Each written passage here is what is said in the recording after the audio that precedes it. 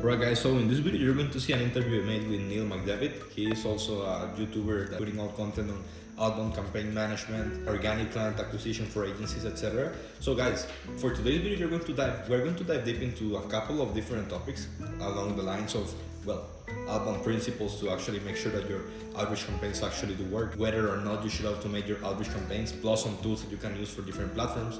On top of that, some of the different strategies that I'm keeping up private just for my clients, plus a little bit of basically a teaser to what's inside of coaching offer. So guys, I think that this is going to be a really valuable video if you actually stick till the end. And aside from that, it's actually one of those videos that I really suggest you guys listen to more as a podcast, more than as a YouTube video where you take notes and you try to entertain yourself. Mostly because, of course, this is going to be a long one, but more than that, we actually have a really good back and forth conversation. So guys, without further ado, let's hop to the computer and join the conversation. Before we get started, also, make sure to go to the link in the description in case you're looking to scale your agency or coaching business, and we'll be happy to have a conversation with you. Okay guys, so speak soon and keep crushing it. Love you all, bye. All right guys. So for today's video, we have the one and only Neil, my fellow SMMA YouTuber. No, I'm kidding. So dude, What's up, everybody? Man? How's it going? How you doing? Dude, like super happy to have you with awesome today's video, man. Like we connected, I guess, 2 weeks ago or something, right? Something like that. Yeah. Yeah. Just a funny story for people actually listening or watching this video. We got to know each other because of my appointment setter while having a conversation with him. Then we actually like connected for whatever reason. I mean, I saw one of his videos and I was like, oh, let's do a collab with this guy. And then I reached out to you on Facebook and I noticed that there was an entire combo. And I was like, oh shit, man, like this guy was about to be possibly a prospect, right? But yeah, that's how we got to know each other, right? I was basically saying I think I joined your Facebook group, and then I think one of your setters reached out to me from there or something like that. Gotcha. Yeah. But I think that everybody should join my Facebook, right? Now, get it, like, but for real, yeah, dude. There's a lot of value in there. If you go and comment drive or whatever. Yeah, the master resource folder, man. Like for real, that's exactly for sure. But guys, listen, for you guys, of course, on the other side of the screen that are watching the video or listening to the audio in case that we make a podcast out of this. Well, again, like I was saying, Neil is a fellow YouTuber. He's also talking a lot about outbound models, outreach, actually some automation tools that are really cool. And dude, like, I would love if you actually can talk about them maybe a little bit near the end of the call once we actually go through some more, let's say, high-level principles of outreach, outbound, DMs, etc. But yeah, man, I would love it if you can present yourself and let everybody know who you are in case that, in case that they don't know you. I think that we're on the same amount of subscribers, and in the SMMA, everybody knows each other, so chances are that they know who you are at the same time. But go ahead, man. Yeah, man, absolutely. I'm more than happy to like jump into everything. I could even share my screen, show some of the models that we help our clients build and stuff like that. Our main thing is just kind of like helping people lower their cost of acquiring a customer, and then also just doing more productivity at the same time. And then so they can basically just like lever the client acquisition so they can focus on higher leverage things like creating content and stuff like that. So okay, pretty cool. And how are you currently building that business, man? Like out of curiosity, like is it more like a type of consulting type of offer where you set up campaigns for them and you help them out, or is that more done for you agency like, or are you running a coaching business? How are you running your business? Yeah, so I launched this offer about 4 weeks ago now, and right now it's more of like a consulting done with you offer where we help them set up all the systems and stuff like that.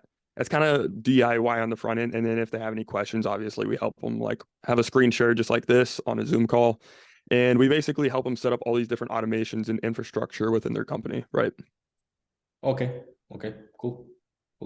I mean, it's really we cool. do plan on we do plan on transitioning to the model where we pretty much train a virtual assistant to set up the infrastructure, and then the virtual assistant also knows how to pretty much handle the incoming leads as almost like an inbox manager, if that makes sense. Cool, man. I know that you have been building your own product, right? I mean, not product in the sense of a course or anything. I'm talking about an actual automation tool, right? Yeah, so I've built like a few different like RPA automation tools in the past and stuff like that that kind of work, but aren't very they're not the best. But recently I've white labeled like my own Chrome extension that does automated Facebook outreach. Gotcha. Dude, what's the fucking best Facebook automation outreach tool that exists out there? Because I mean, like, I get asked all of the time, like, what's the best one? And dude, like, I want you to settle that once and for all, man. Mine. Yours. Yeah, awesome. Type in on Google enhanced advertising Chrome extension, and literally it's one of the cheaper ones on the market, and it does pretty much the same thing as every single other one. So yeah, okay, man. Are you running affiliates for that or not at the moment? not at the moment. Potentially in the future, we'll see. Gotcha. Awesome, man. Well, without further ado, man, I think that we can get started. And honestly, I don't know. I mean, of course, for you guys listening, like, there's not going to be like a super specific order. This is going to be more of a, I don't know, like one of those videos that you see maybe when you cook something or something like that. Because I mean, it's going to be super valuable. That's why I can guarantee. But it's not going to be like super specific, direct to the point, and super well taught. It's going to be more just making the most use of our own skill sets, and of course, well, at least for me, brother, on what I have not prepared, but actually thought about for this episode, is literally walking you guys through one of the trainings that I made yesterday inside of my paid coaching program. And that, well, the feedback was really great from the part of my clients in terms of what the actual expectations are when running outbound campaigns.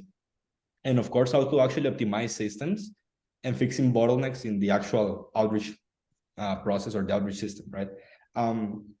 But that being said, man, I don't know. Do you want to say something first of all, or should I just go straight up to what I presented yesterday? Yeah, you could just jump right into it, and then I can obviously pretty much add anything that I think would be necessary. Okay, cool. So yeah, well, guys, what I'll do is I'll just share my screen, and this is like, I don't even want to put like in the actual title of the video that this is going to be diving deep into one of my paid stuff. I really want to, if you actually made it this far into the video, just enjoy what you're about to see, okay, guys? The secrets are being revealed. The secrets are being revealed for sure, man. So yesterday, I was talking inside of my Facebook group, inside of my coaching program, about my one-to-one outbound principles. And this is something that I was making because, yeah, my clients, they crush it booking calls, they close deals, all of that good jazz. But a lot of people want to have those timeless things that you can always refer back to so that everything else makes sense from there. And do like one of the first things that I wanted to talk when, on yesterday's call, like, well, it was a one-to-one outbound principles training, and it was divided in 3 parts.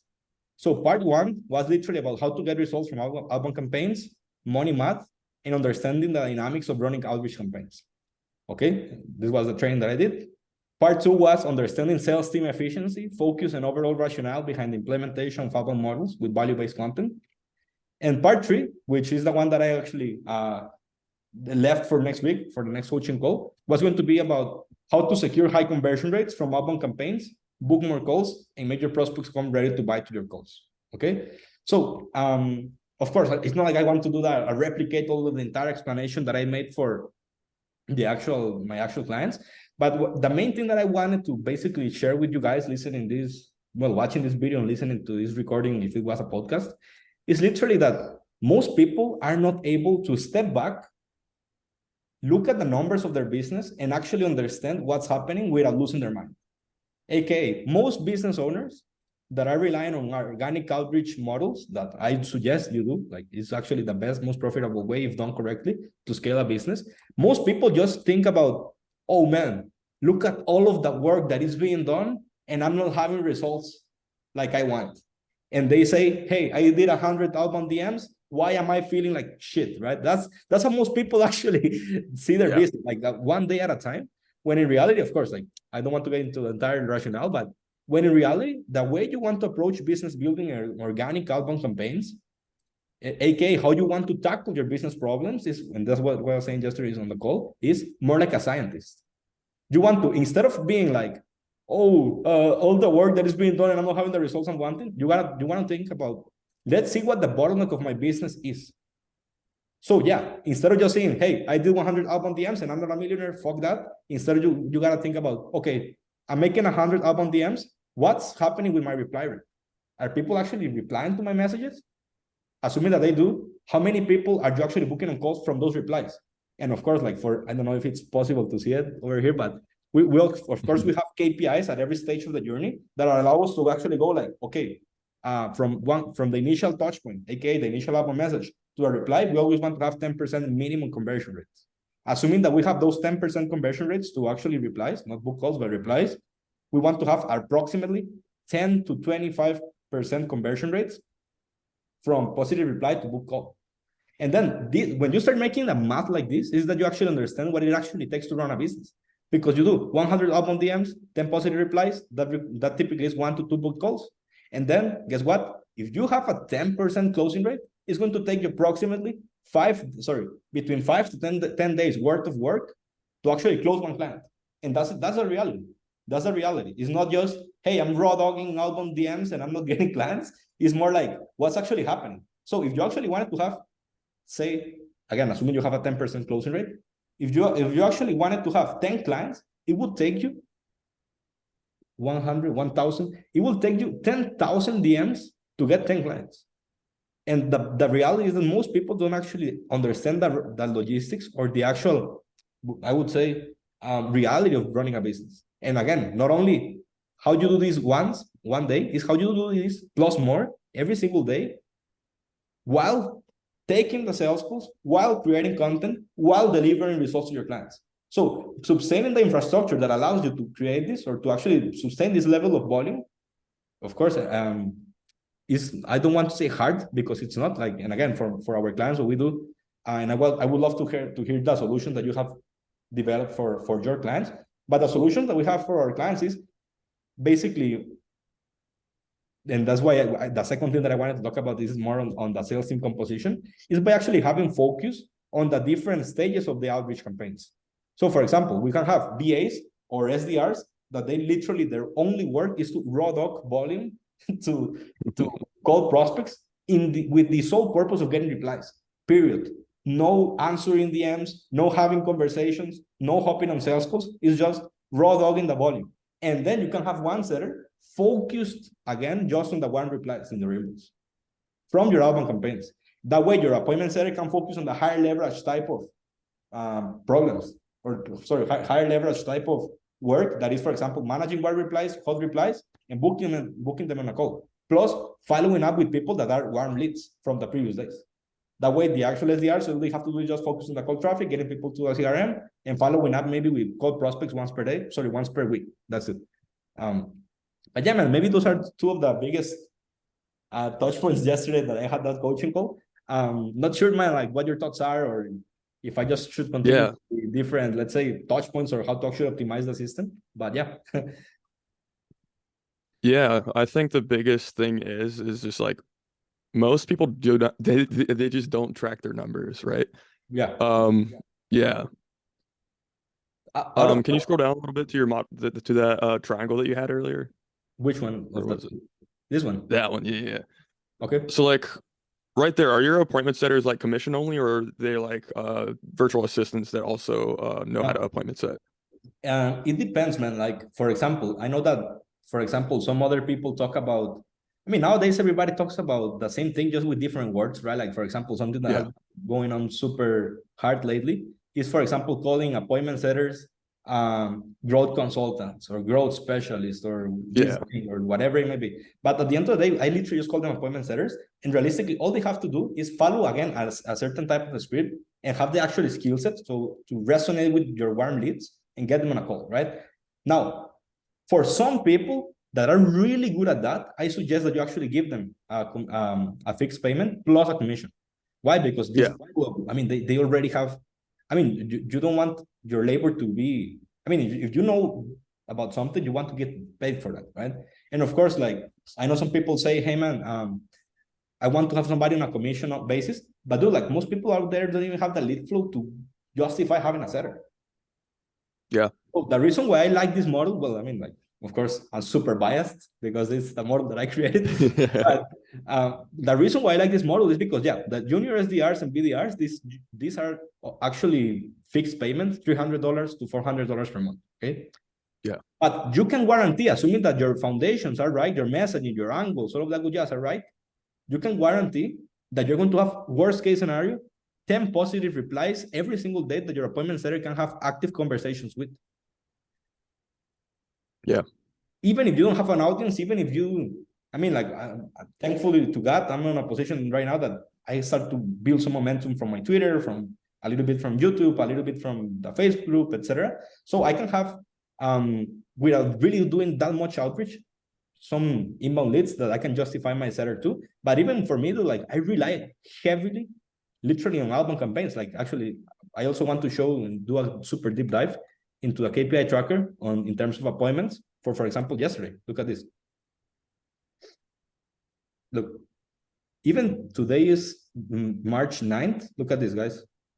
So I don't know, can you see the screen? Or, I mean, can you see the numbers well? Or? Yeah. Okay. So like, even yesterday, my VAs did 80 outbound DMs on Twitter, 111 outbound DMs on Instagram. 16 people actually were added to the CRM. Of course, a lot of people have not been added. And actually, let me just show you, like, I literally just want to give away everything. Like, I can see from my actual input that there are some people that have not replied yet. Or sorry, that replied, but have not been added to the CRM yet. So actually, why numbers are so important. This number adds up to be approximately 10% or more. And you see, yesterday we booked 7 calls. And like, I mean, like, just now I'm starting to get traction on YouTube, a little bit on Twitter. But guys, like, 1 month ago, my audience was 200 followers. So the reason why I want to explain why this is so valuable for, well, not of course for me as the business owner, but also for the client, for my clients, and for you guys listening to this, is because if you actually master these outbound principles and you actually understand the rationale behind outbound client acquisition, like, you don't need a huge audience to make it work, right? I mean, of course, it does help a lot. And if you actually send that, and well, actually, let me just show you guys again, because that was something that I talked yesterday. When I was on a coaching call, I went through all of this, and my clients were like, "Oh shit, man! So it's going to suck. Everything sucks. I hate my life, etc." But literally, I told them at the end, like at the end of this first part, I told them, like, it gets easier over time. Why? Because first of all, you become better and you maximize conversions from, for example, 10% CRM ads, aka positive replies, to, let's say, 12%. That's 2 extra people every single day that you can have conversations with. And that, in turn, if you actually improve even 1% more this next stage of the journey, you book more calls with just minor improvements. So that's why it's so powerful and so valuable. But what I wanted to say is mostly like, you don't only become better and more skilled. What I told my clients is your overall brand and positioning gets supercharged by your YouTube content and overall repurposing in social platforms. So what that means is that you can have better results with less effort. Because, I mean, dude, like, I know that, for example, well, I don't know, outside of Facebook, do you use other platforms for outreach, or? So my main platforms are email, LinkedIn, and Facebook, just because we can automate them with software. That way we don't have to pay like $300 to $400 a month for a VA to do the outreach, right? Yeah. So yeah. Okay. No, but I'm asking because, dude, like, somebody, I mean, you can put this same system that I'm mentioning, and you put it on a influencer, and dude, they might have, from the same message, from the same amount of outbound DMs, from everything the same, they might get a 30% conversion rate from initial outbound. Absolutely. Simply because of the authority they have, because of their social proof, etc. So yeah, even if this sucks and it's hard, well, dude, like, welcome to business. That's how it is. But this next part that comes here is what makes people, and that's why I wanted to finish with yesterday on this first part with my clients, was that if you actually focus on YouTube and do, like, well, I literally tell all of my clients, hey, become YouTubers as soon as possible. Like, that's literally one of the best decisions I've made in my life, period. Yeah. But everything gets easier once you actually start building that brand a little bit more in such a way that people go, like, even if they have never gone to your Facebook group, even if they're not subscribers, they might be like, so this is that weird guy that made that video on that bullshit thing that I didn't like, but he's now reaching out to me. Then he's more inclined to reply simply because they know that you exist already before you actually reach out. AKA, it's not just a absolute cold DM from somebody that you didn't know even existed in the first place, right? But yeah, man, not sure, man. Like, I don't know, like, what would you like to add to this, man? Like, typically, how do you go around solving the solving the harsh reality of outreach and organic client acquisition with your clients, with or you in general, man, like maybe your experience so far. Yeah. So my first question is like, whenever you actually have somebody input into the CRM, because you have the VAs do the initial outreach, do you have your appointment setters go onto the same profile that you did the initial outreach on and then turn them into CRM ads, or how does that work? Yeah, so let me show you. Actually, I wrote this in here. So yesterday, what I was telling my clients is, these are the roles, the key roles from your sales team. And actually, let me just show you, because I mean, I'm showing the clean thing when I was making the training, but the reality on that coaching call was that everything ended up like this, right? Like this was really, really a mess. And what I wanted to explain to my guys was simply that people, when they talk about their sales team or how to get appointments or how to get clients, in the past, people just referred to their sales team as the salespeople. And that meant finding leads, sourcing leads, running campaigns, doing cold calls, doing cold emails, booking appointments, closing the. I mean, like it was just everybody was a sales. Yeah. Then inefficient. Exactly, inefficient, like for 100%. Then I was explaining, like, well, there is this guy called Aaron Ross. He was the I'm not sure if he was the CMO or the head of sales. I don't know, man. Something like the head of sales of Salesforce. And he wrote this book called Predictable Revenue. So he basically started to talk. I mean, this was back in 2006. And he literally started to say, hey, instead of doing cold calls, start doing cold emails. So he started talking about cold calling 2.0, etc. But the importance was the difference between prospecting and closing. That's the biggest takeaway I had from that book, at least. And then once I developed this methodology or this thesis when it comes to the appointment setting process, well, not to the appointment setting process, but to the sales team composition for agencies and info products, high-ticket info businesses, what I literally told them, and this is now where the key roles and the actual logistics of the sales team comes into play, is that the role of the BAs, SDRs, or BDRs is simply sourcing leads and send 100 to 150 initial outbound DMs according to your prospecting SOPs, add positive replies to the CRM, and send follow-up connecting questions once they were added to the CRM. Actually. Okay. And then from your appointment setters, oh, I see. It says managed CRM ad convos. What do they do they use their phone numbers or email addresses to set the appointments? Well, they use your. Or is it also on the social media platform? That depends exactly. It depends on the channel where you're doing the outreach from. So, for example, if you were doing outreach from Twitter, like I do a lot, right? My appointment setter can just do the outreach from. I mean, not the outreach, sorry, but the actual appointment setting from my Twitter profile, right? Gotcha. If it was from the Facebook group, like what we call the community funnel, then it can be from their profile. Why? Because it actually adds up more to the engagement of the group, right? So, for example, let me just show you. By the way, subscribe to my channel. I get it. And if you go to my actual Facebook group,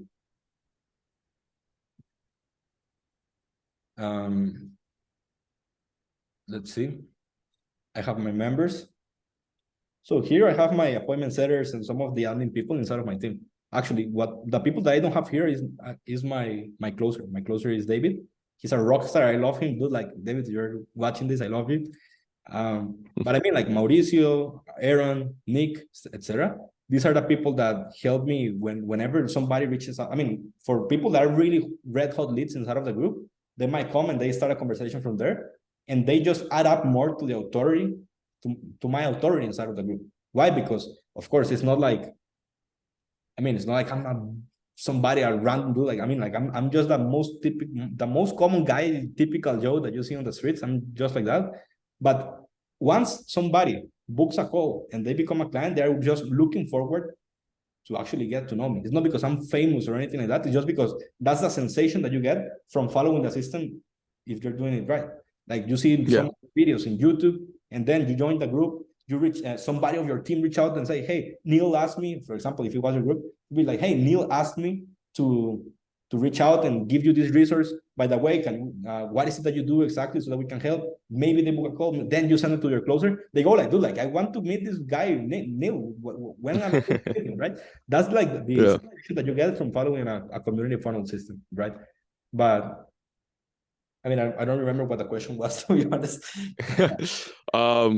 No, I think you answered it. It depends on the channel, whether appointment setters use Yeah. Okay. the platform or the email or their phone number to actually set the appointments. Do you have them do any like cold calling or anything like that as well, or is it just all on the Um, platforms? yeah, dude. Like for me, cold calling is something that the only time that I did cold calling was literally like 3 years ago when I started my first business here in Costa Rica. Yeah. And do like reality in why I have never done cold calling is because I don't have like a native English accent, right? So what? No, for real, man. Like so, I was like, dude, it's going to be it's already hard to do cold calls. Imagine doing a Yeah. cold being Latino, sending cold calls to people in the US, right? It was going to be game over. So I always master, for example, cold email, cold up on DMs, more than anything, cold DMs, to be honest. But yeah, man, I Yeah. also love cold email, right? Yeah, absolutely. Yeah. Cool, cool, cool. Actually, cold email, I don't know your thoughts on that, man, but cold email for me nowadays is just a prerequisite to running a business, like the thing that you have running in the background. That's how I see it. Like Yes. you just have Yes. 100 DMs, sorry, 100 emails blasting every single day. You don't have to move a finger. I know I use instantly. Yeah. And do like you just focus your attention on cold DMs because that's a little bit more manual, less automated, but higher in conversions in my experience, right? But Absolutely. yeah. Yeah, that's kind of our same thing. We help people set up like instantly, of course, because I don't know about you, but that's my favorite. Send out about like 500 per day on that, and then you already have like pretty much an automated client acquisition system. Then all you have to do is whenever somebody says sure, you're like cool, here you go, right? And then you could do literally depending on the platform that you do, you could do the same thing to the DMs pretty much. Is just have like an inbox manager, right? So yeah, like with the Facebook automation and stuff like that we use, or with even LinkedIn automations, you can literally use it exactly like cold email, where you just set it up, kind of forget about it, and you just get interest over time. You can literally be like an inbox manager, and eventually you could just replace yourself with a VA with frameworks on how to set the appointments, which is I think is pretty cool. Yeah, I think that another thing though is like understanding again that we are back to the importance of numbers, but one of the biggest things for me is actually understanding what the bottlenecks are, right? And what I mean by that is like if you, for example, are really good at appointment setting, then you might as well keep doing the work of an appointment setter and delegate the sales to somebody. If you are really good at sales but suck at appointment setter, you might want to have an appointment setter that does the I have a appointments. conflicting viewpoint. What do you mean? I think it's better to delegate what you're good at first so that you can build a strength in a different position. And Okay. then whenever you build a strength in that position, now you can delegate it better because you now have a proven process on it. And then you don't have any weaknesses as you scale your business. I mean, and I understand your point 100%. And honestly, like, I also do agree to that in the sense of, for example, a lot of people, and that's actually something that I like to tell my clients all the time, is like, once they onboard, they get into my coaching offer. Yeah, we onboard a VA so that the actual hard part of finding leads and sending the DMs is actually being done. That is the hardest part, to be honest. So that they, aka the client, can focus exclusively on managing the warm replies and booking calls. And that's where they say like, hey man, but I wish I could have like an appointment setter doing this for me. And I always Yeah, tell them, like, yeah, man, like, of course that, and you're going to have it. But do like, imagine that you don't even have the actual framework that actually you know for an absolute fact works to get somebody from just a one reply to a book call in your calendar. How are you going to have somebody exactly. like? Are you just going to tell the appointment setter, hey man, book 10 calls for me every day? Like, how? Like, I mean, how, dude? Like, how are you going to do it? I mean, I Yeah, do think literally. that that's the case, but at the same time, once you are looking to scale, again, there is going to be a time. For example, I can give you my example. Like I have appointment setters, I have BAs, and I have closers, right? But the first hire that I had, no, not the first hire, but the most powerful hire that I had was my closer. Not even my appointment setter, Absolutely. was my closer. Because, dude, I mean, for example, we book between 3 to 7 calls per day, sometimes maybe more, but between 3 to 7 calls per day. So what happens is, dude, those 7 calls, let's say sometimes, let's just put on average 5 calls. So 5 calls, that means that each call is 30 minutes long, for example. And you Yeah, know, you pay way more. that's a lot of hours on the Zoom. That's a lot of hours per day that I could be using on booking more calls. Yeah, Plus, if I suck at sales, and AKA I suck at sales, I mean at closing, that's what I mean. Dude, I might as well just have somebody that just follows the framework here and there, has a better tone and has more experience, closes more than I could, and I can book more calls than I was.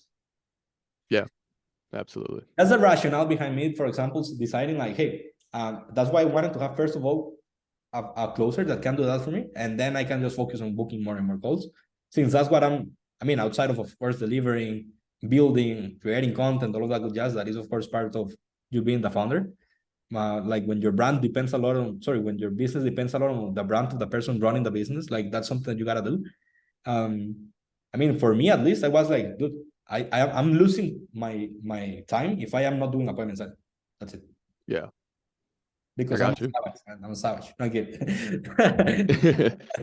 Yeah, I yeah. got you. So is that in like you do the appointment setting, or do you have like your system that does the appointment setting? Exactly. Like, I mean, since we have a lot of warm replies and warm leads that reply to the campaigns every single day, um, well, and every day adds up, meaning that the leads are not just the leads for that day. You still follow up with the leads from yesterday, the day before yesterday, the day before yesterday, etc.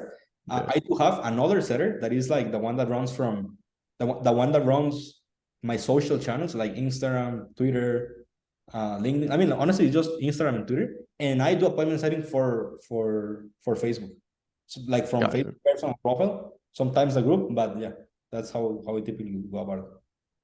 Okay. So what do you spend most of your attention on in your business? Like Oh, just no, appointment setting and like creating content and fulfillment? sure. I mean, like for me, most of the time is just well, actually building. Like right now, we're making upgrades to my actual program. So do like actually, let me just show you. Like it's not a joke. Look, like every single day for the last couple of weeks, I have been my first thing in my to-do list is, well, of course, if my letter was at least a little bit nice, it would be easy to understand. But it's recording 2 videos for the program. Sweet. So every single day, I'm adding more trainings, more things to the program itself, plus hopping on coaching calls 3 times per week, plus the support one-on-one calls that I do for my clients, like on the onboarding, the offer creation workshop that I do for them, the launch calls for their campaigns, vetting candidates so that I can send the VAs that do the outreach for my clients. That takes a shitload of time, man. Yeah. I mean, I love it, man. Like honestly, there's nothing that I would much rather do than that. Um, but yeah, brother, it's mostly delivery and appointment setting. Afterwards, it's content. Like for me, content do like it's something that I do 3 hours per week. That's it. That's what it takes. Right. Sweet. Do you have like a plan to like remove yourself from the appointment setting and the do you say you do some of the vetting of the VAs too? Yeah. Do you have like a plan and a process to like remove yourself from the vetting of the VAs and the appointment setting and stuff like that? So to the point where like you're literally just like the vision driver. Do you have like that plan in place? Yeah, man. I mean, I do have it, but I also don't want to rush it, man. Because one of the things that Yeah, I feel for me is that I'm still, first of all, man, I'm still really young with the business because, dude, like the absolutely. coaching offer as it's being managed right now, we actually started it in November or something. Like it's really, really new. Of course, I've been into online entrepreneurship for a long time and I have made some good decisions in terms of what things to focus my attention to, right? For example, the Facebook group, like my Facebook group, like it's not normal that I mean, like I have never run an ad to run my group and I don't really have a big audience, but my group is like 1,500 people, right? It's because I have been focused on my Facebook group for almost 2 years, right? Well, like year and a half, right? So, I mean, the point I'm trying to make is that I think that all of what I have been doing in terms of businesses and my developing my skills, my character, my beliefs as an entrepreneur has have led me to what I'm now focused on building, and I'm still building it. That's it. Yeah. I mean, I'm not sure if that makes sense, but for example, I started my No, first I understand. in 2020. Like it's been now 3 years. I mean, of course, and I'm not saying wow, a long time, right? But I mean, 3 years, and do like this is what I have been doing full time, literally blood, sweat, and tears, let's say. And do like if you don't do anything else, that is not just focusing on one thing for 3 years, dude, sooner or later, of course, you get skills, you become better at certain things, you develop your own frameworks, you develop your own beliefs about certain topics, and that's where I feel that I'm at right now. Like, well, where the actual, let's say, conclusion of that process of learning actually came to right now. Because like, for example, right now we have in my bank community for clients, like 22 people, right? And that's from an offer that I launched, like I was saying, like at the end of November. Dude, like that means that we have been consistently getting clients per month. And honestly, for a quote unquote, sorry, that's quote unquote for for a small new business that is being launched, really, really good, right? Because again, we also Yeah, it is good. really high ticket prices, right? Really high ticket. Since yeah, man, I think that's how it's being done so far, man. And because I don't want to rush it. That's the point I'm trying to make. I still want to develop proper systems, find out the right trainings, master the e-learning product inside of my coaching offer so that I can remove myself as much as possible from the actual teaching my clients how to implement it so that they can do it by themselves from the coaching offer. But yeah, man, Yeah. like, for example, just in the program, we have more than 100 videos. And one video, for example, every video is, I mean, I can show you guys, do like 40 minutes long, 40 minutes per video, and there are hundreds of videos. You see, so man, it's really, really, really, really time consuming, but I mean, that's part of the game, right? Absolutely. So you can see here. Sorry, where is it? Look at this, 42 minutes, one video. Mm. Or this other one, dude, 40 minutes. 43 minutes. You see, like, these are videos that are really in depth. Literally, I put my blood, sweat, and tears into creating those things. But yeah, man, I mean, it's not easy, but I mean, I love it. I think that right now it's a real mess, but not a mess, but it's really hard. But once it's done, it's done. And do like, it's literally just bumping more people inside of the program. That's it. Right. Absolutely. That's awesome. Yeah. I didn't realize this was something you'd literally just started like a few months ago. So I mean, I think you said that earlier, but no, the coaching offer is really new. In the past, it was more of an agency, right? That's the thing. yeah. In the past, it was more like we set up it was an appointment setting agency back then. It was booking calls via cold email, cold DMs. I even had some SDRs that were doing cold calling for the clients. Like because I was charging per appointment. So I was like, what does it take for somebody to book 10 calls for my clients? So dude, like I had to get good at that shit, man. And then I said, like, hey, instead of me doing that for the client, why don't I just do that for me? And I teach my clients how to do it themselves. They can learn the systems and therefore ultimately get better results because they know their offer more than anybody else.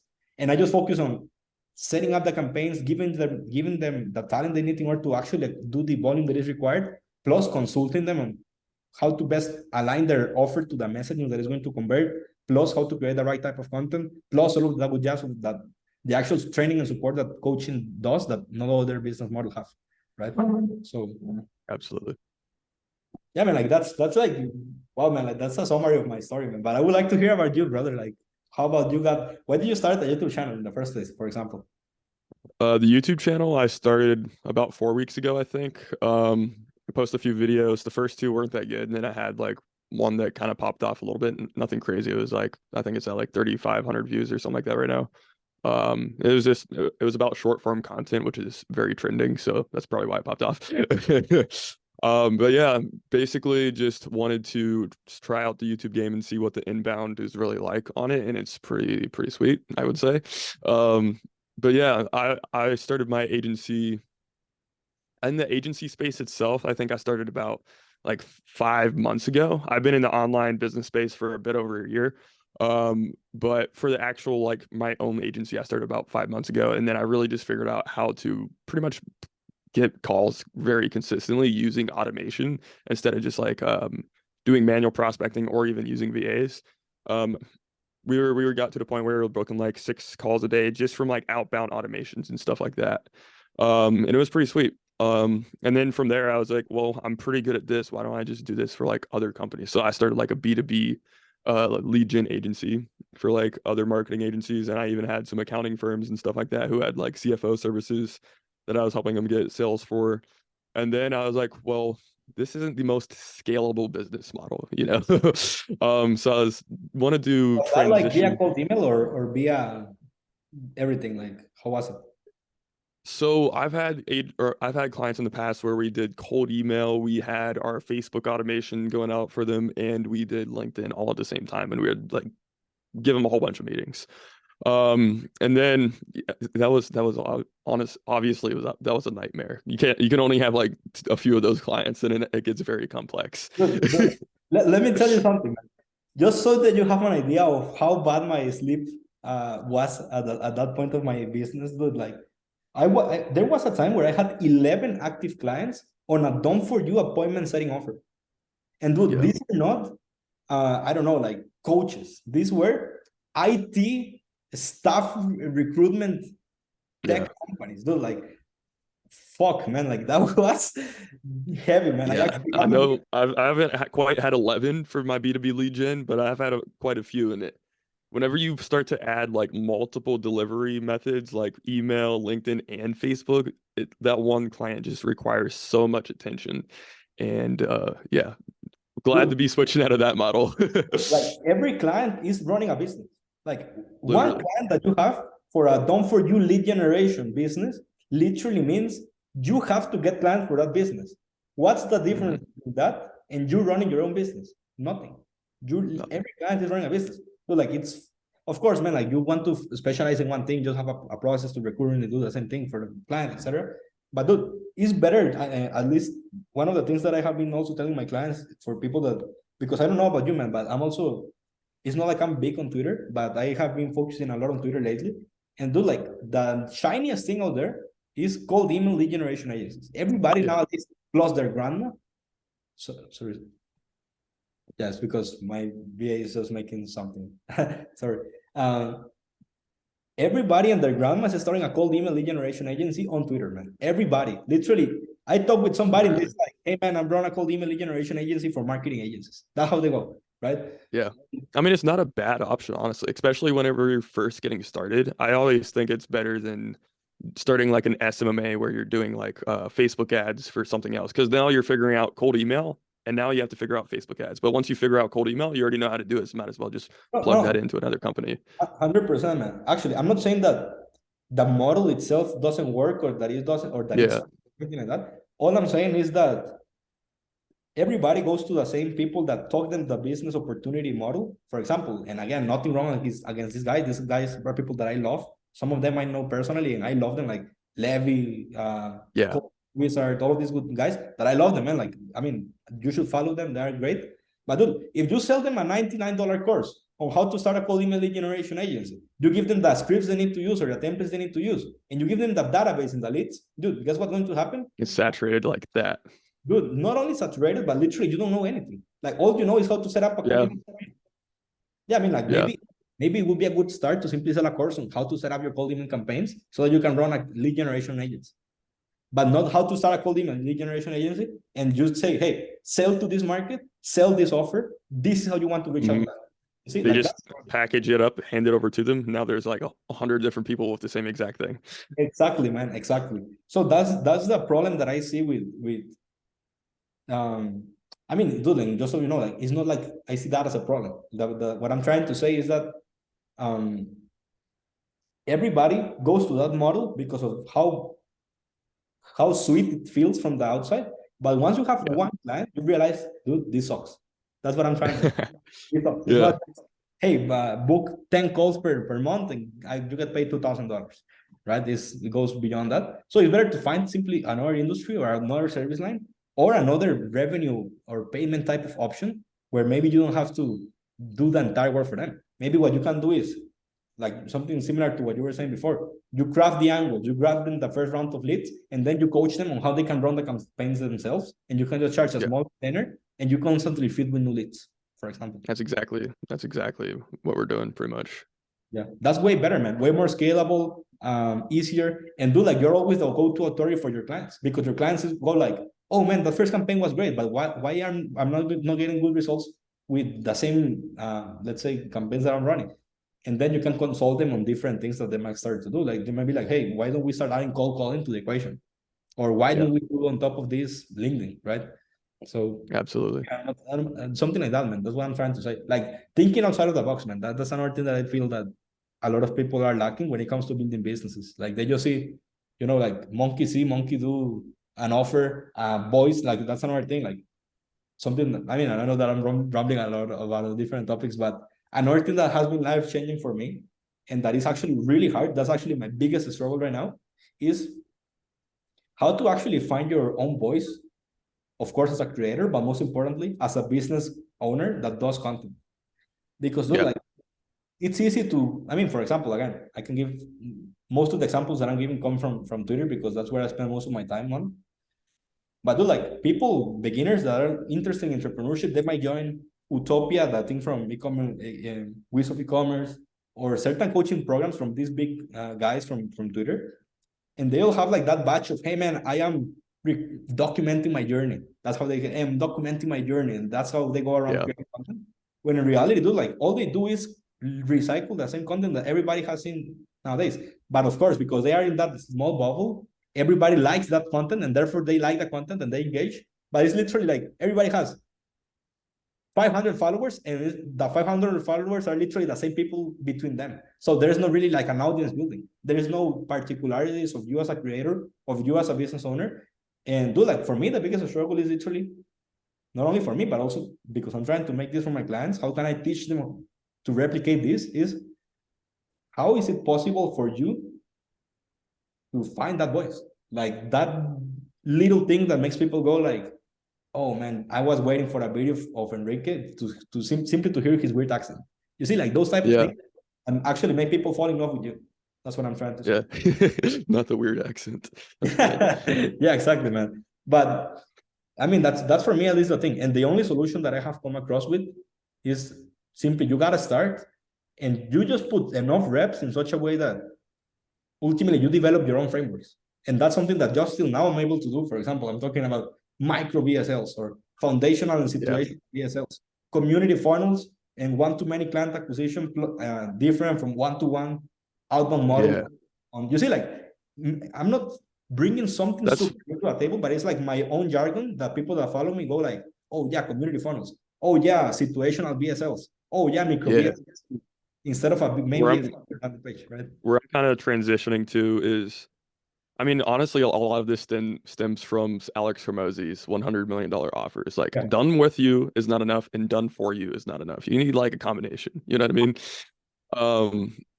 So yeah, I think that's probably what the future is going to be. Is the agency model, is it going to exist? Absolutely, but obviously it's not going to be the best. And is the coaching model going to exist? Absolutely, but it's not going to be the best. You kind of need to, again, like, remove the pain point of the delay, the time delay, and then remove the pain point of the effort, and then also have the perceived likelihood of achievement, and all of that different stuff all lining up perfectly to have a super valuable thing. And I think a lot of people are going to realize that they can add a whole bunch of different things to their offer and make it more scalable at the same time, which sounds like a complex problem to solve, but it is solvable. You know what I mean? Yeah. So what I have noticed, and dude, like, I love the fact that you're mentioning that, because nowadays, and that's the problem with, I mean, of course, that's not like if Alex Hormozi was a problem. It's just like the problem with the success of that book is that now everybody has a no-brainer offer. So actually, because the offer itself is not enough to make people actually buy.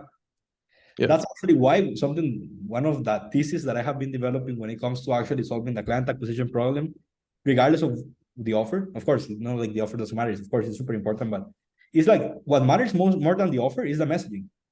AKA, how you solve the meeting. Because if you don't have the meeting, content. You might as well not have an offer. So everybody needs to just jam and ram content like crazy. Like, I think that is literally that's going to be the future. Like, we already see it, but like, the offer isn't going to be enough. It's just going to be, who do you resonate with the most? You know what I mean? 100%, man. Like, at the end of the day, people buy from people, right? Like, mostly when your brand is literally what dictates your business, right? Like, for example, I'm trying to build Royland or Royland, my business, but dude, like, up to this day, the biggest problem that my closers are having is that the prospects come to the calls expecting me, Enrique, to hop on a call with them. Like, hey, I just wanted to see Enrique. I mean, of course, I'm famous or anything like that, but what I'm trying to say is just simply that people resonate so much with you that that's literally what dictates if they buy or not, regardless of what you sell. And that's important. Doesn't matter what you sell. Well, of course, it does matter a lot, but what I'm trying to say is, if you're building a business, you might as well focus on building the attractive character behind the business, behind the offer, that makes people come seduced to the buying situation, if that makes sense, right? Absolutely.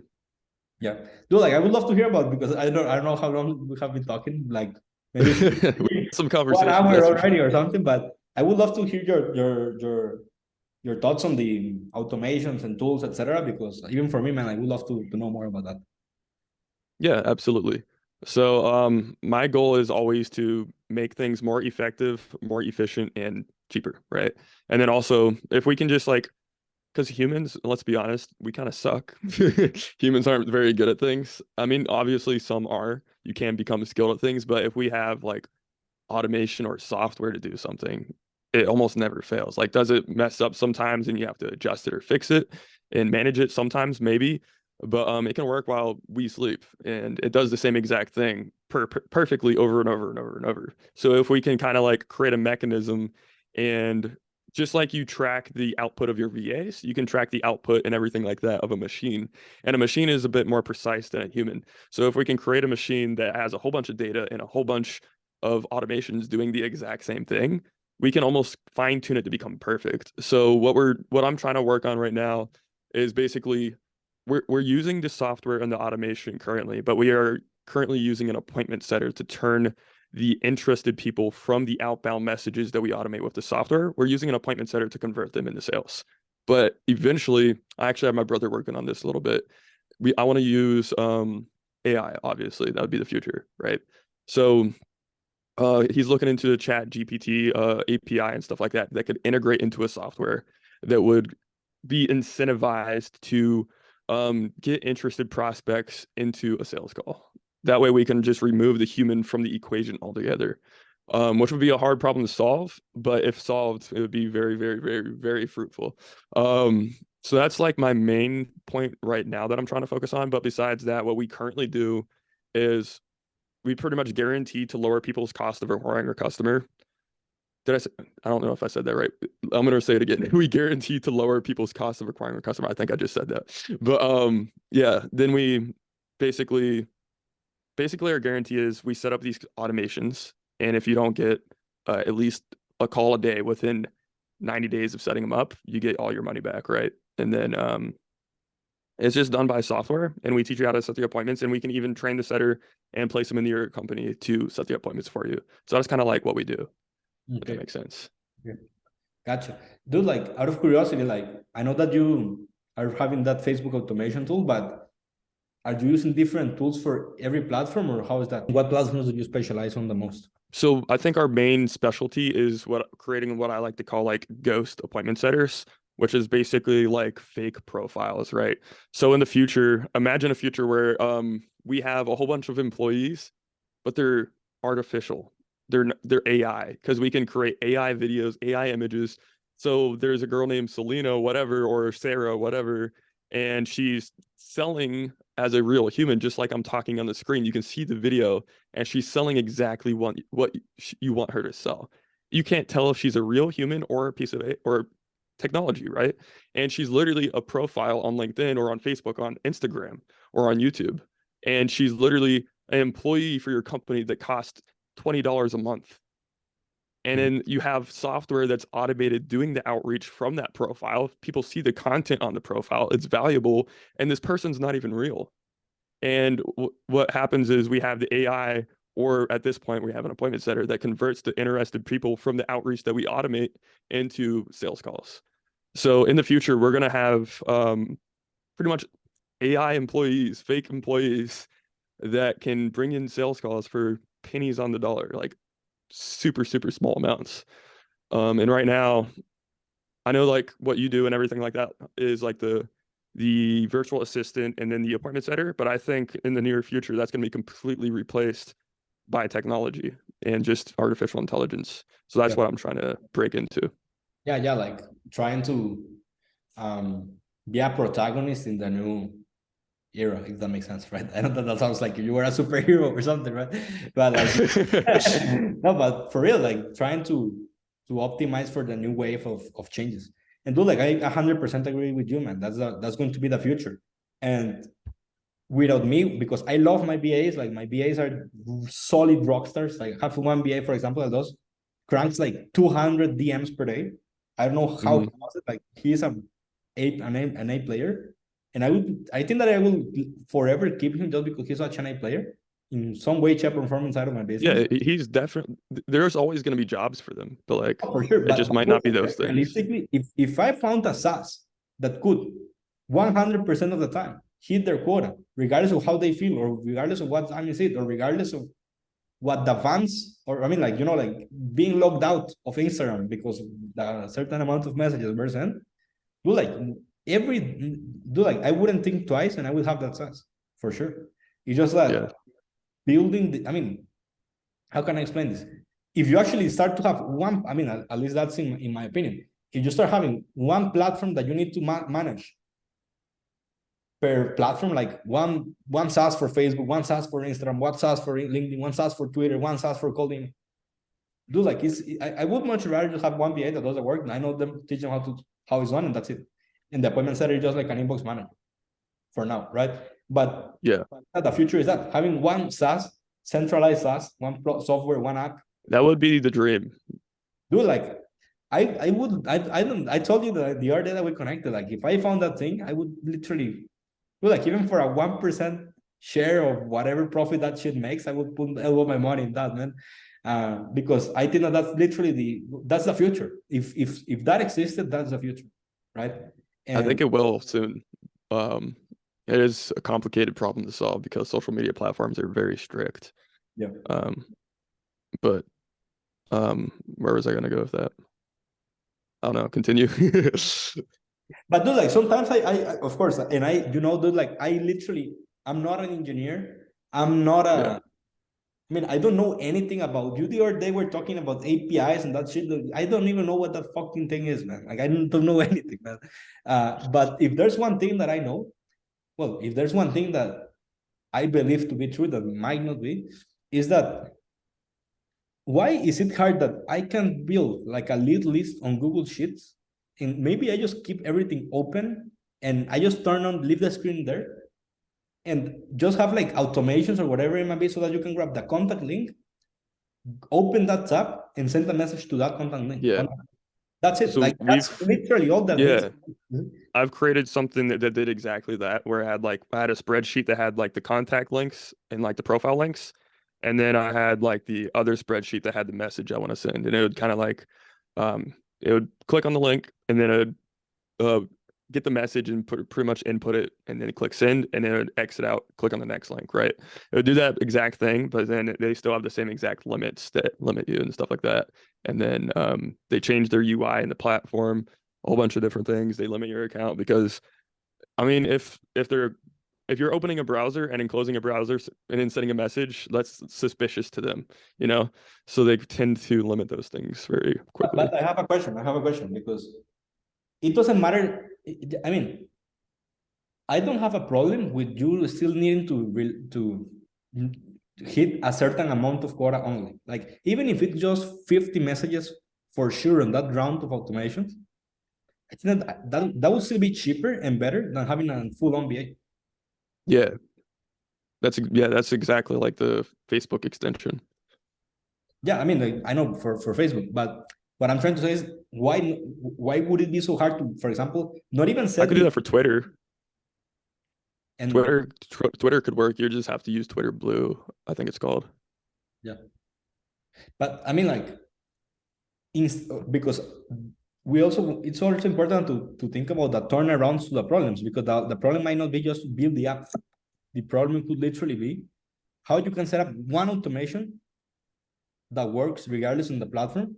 Just that, you see, it's not building an app, it's building a cadence of actions that work. Similar to what platforms such as, have you used like data miner, like, you know, like the mini Pokeball that scrapes lead list? Yeah. So do something like that. It doesn't matter where on the internet you are. If you actually turn on that extension, it just reads where the data is, how many tabs of data there are, and where the next button is. That's it. That's literally all it does. And that's more than enough to scrape leads, you see? It's probably doable. I don't know how to do it. We could probably figure it out. Yeah. Sure, man. Well, dude, like, I don't know, like, I think that we have been talking for around an hour. Yeah. Dude, I have been loving the conversation for real. I would love to have you. Well, is this going to be on my channel or in yours? Mine, right? Yeah, we could put this on yours. Okay, cool. Or we can put it in both, realistically. Sure. The same video. Okay. Yeah, that might be a little interesting. Yeah. To see who gets more views. Yeah. Awesome. We could have No, but a challenge. Whoever wins gets 1,000. yeah, exactly. Whoever reaches the 1,000 views, even if it takes us 5 years to get the That's views. funny. Yeah. No, but brother, for real, like regardless of where we post this, I appreciate the chat with you, man. I think that you're a great guy. You're going to crush it. Well, if we're going to post this in mind, where can people find you? Yeah, so you can find me on YouTube. Just type in my name, Neil McDevitt. You should be able to see it on the screen. Maybe not. I don't know. But yeah, just find me on YouTube, and that's pretty much it. I have my other socials linked in the descriptions of my videos. Okay. Cool. Well, brother, again, appreciate the conversation. And yeah, speak soon, okay, brother? Yes, sir.